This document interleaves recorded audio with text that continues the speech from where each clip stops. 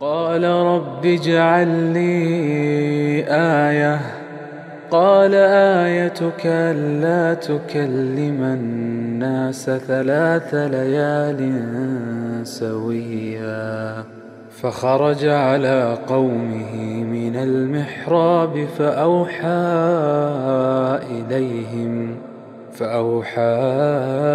إليهم أن سبحوا بكرة وعشيا. اهلا بيكم في فيديو جديد. لو انت مش مشترك في القناه اشترك وفعل الجرس واعمل لايك لعقل المحتوى. لو انت مش تابعني على الانستجرام فهتلاقي اللينك في الديسكربشن تحت. فيلا بينا نبدا. يلا بينا.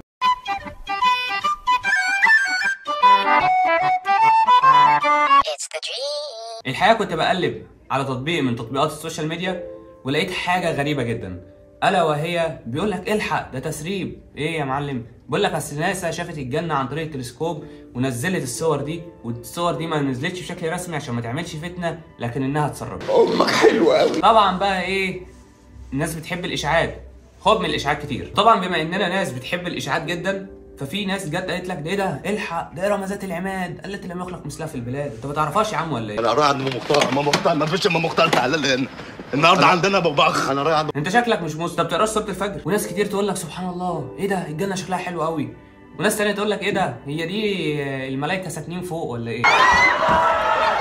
يا لهوي يا لهوي. بس تعالوا في البدايه نعرف مين هم قوم عاد. قوم عاد دول هم ناس جدهم الاكبر هو سيدنا نوح، ودول اولاد سام اللي هو سام ده ابن سيدنا نوح. المهم ان دول كانوا اشد الناس بطش. تعالى ابسطها لك. لما بنيجي نلاقي واحد ما شاء الله عليه كده جته او طويل او كده، نقول له الحق يا عم ده اللي من قوم عاد ماشي اهو.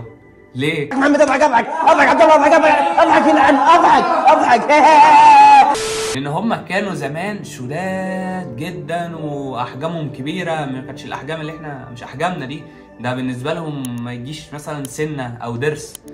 فدول كانوا ناس كانوا بيحفروا وبينحتوا في الجبل عشان يعملوا بيوت عشان ايه؟ يسكنوا فيها. تعالوا نكمل. المهم ان زي ما كلنا عارفين ان ربنا ارسل ليهم سيدنا هود، وطبعا سيدنا هود ذكرهم بالنعمه دي وقال لهم ان انتوا لازم تستعملوا الحاجه دي في طاعه ربنا. طبعا ده كان مكتوب في الايه: وإلى عاد أخاهم هودا قال يا قوم اعبدوا الله ما لكم من إله غيره إن أنتم إلا مفترون. كانت مساكن عاد دي في أحقاف أو مجاورة الأحقاف، والأحقاف دي في معجم اللغة هي الرمال الطويلة المعوجة أو معوجة على حسب التشكيل. ده حتى ربنا أبقى على مساكنهم والحاجات العملاقة اللي كانوا بانيينها دي حتى بعد عذابهم وبعد هلاكهم، وده كله عشان تكون آية وتذكرة للي بعدهم اللي هو احنا يعني، واللي قبلينا واللي بعدينا وهكذا. حتى ربنا كان بيقول: وعادا وثمود وقد تبين لكم من مساكنهم وزين لهم الشيطان أعمالهم فصدهم عن السبيل وكانوا مستبصرين.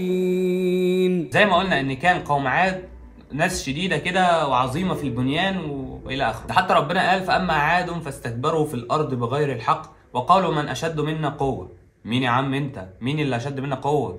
ده احنا بنبص، ده احنا بنطربق الدنيا. ان هم كانوا بيبنوا فوق كل تله مبنى مميز اللي هو آية. ده كان ممكن ان هم ما يقعدش عليهم بأي فايدة. حتى ربنا قال: أتبنون بكل ريع آية تعبثون. نيجي بقى لنقطة تانية، إرم ذات العماد. اختلفوا فيها هل هي مدينة ولا قبيلة ولا إيه بالظبط. اتفسرت الآية دي إن دي قبيلة إرم اللي هم ناس ضخام عظام ما جاش زيهم قبل كده. طيب خلينا عارفين ان ربنا نجى سيدنا نوح والناس اللي امنوا معاه في السفينه والقصه الشهيره المعروفه. المهم ان بعد الموضوع ده استمرت عباده الله الواحد الاحد لمده كبيره قوي، وتعاقبت الاجيال وجيل بيسلم جيل والى اخره، لحد ما بدات فساد الاحوال وبدا يظهر الشرك بالله مره ثانيه، عشان ربنا ارسل سيدنا هود للناس دي اللي هم قوم عاد. طبعا زي ما كلنا عارفين القوم دول كفروا بيه وكذبوه واتهموه بالسفاهه والكذب لحد ما لحق بيهم عذاب ربنا. طب انا تهت، هو إرم ذات العماد دي ايه؟ طيب يعني هي دي قبيله ولا؟ هقول لك انا بقى.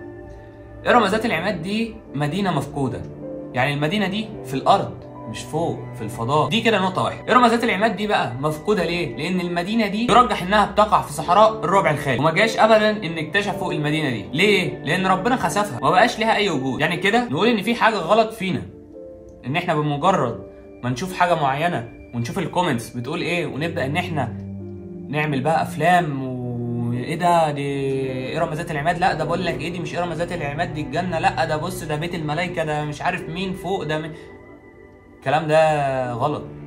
الكلام ده مفيش عقل بيقوله. ازاي مدينه او قبيله كانت في الارض ناس تقول عليها انها هي اللي في السماء او هي اللي في الصوره؟ طبعا الاي اي دلوقتي ما خلاش، وكلنا عارفين ان ممكن تلاقوا شخص زي كده بيتكلم بنفس صوتي بنفس ملامحي بنفس كل حاجه وبيتكلم وبيتفاعل، وكل ده معمول بالاي اي. وده شفناه مع فنانين كتير وناس مشهوره، وكانوا طالع بيتكلم وطلع كذب الكلام ده، قال لك ان الكلام ده مش انا، مستحيل اكون انا. اهم حاجه ان احنا نفكر كويس ونحكم عقلنا ونشوف هل فعلا ده متناسق او متماشي مع فكرنا ومع التعليم بتاعتنا ولا لا. وبس كده، دي كانت نهايه حلقتنا النهارده. لو عجبك المحتوى ما تنساش تعمل لايك وتعمل فولو برضه على الانستجرام، انا جايبين دي مخصوص. بس كده، اشوفك الفيديو الجاي، سلام.